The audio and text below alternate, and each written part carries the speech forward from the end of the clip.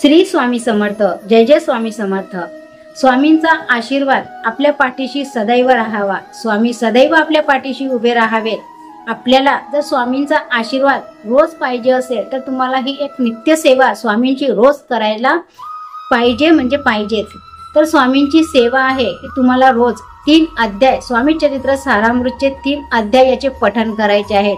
श्री स्वामी समर्थ या मंत्राचा जप तुम्हाला 11 माळी या मंत्राचा जप करायचा आहे। तसेच तुम्हाला तारक मंत्र 11 वेळा किंवा 3 वेळा तारक मंत्र तुम्हाला बोलायचा आहे।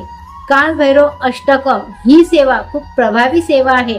जर ही सेवा तुम्ही रोज नित्य नियमाने केली तर हे तुमचं सुरक्षा कवच आहे।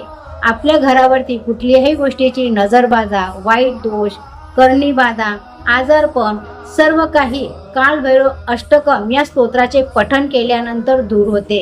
तर त्यासोबत आपल्याला काल भैरव अष्टकमचे पठण आपल्याला करायचं आहे। यासोबत आपल्याला आपल्या कुलदेवतेची सेवा करायची आहे। तर कुलदेवतेच्या मंत्राचा जप तुम्हाला 1 माळी रोज नित्य नियमाने बोलायचं आहे।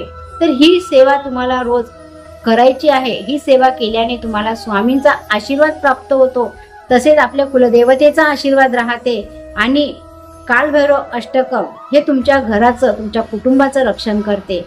तर ही सेवा तुम्ही रोज करा।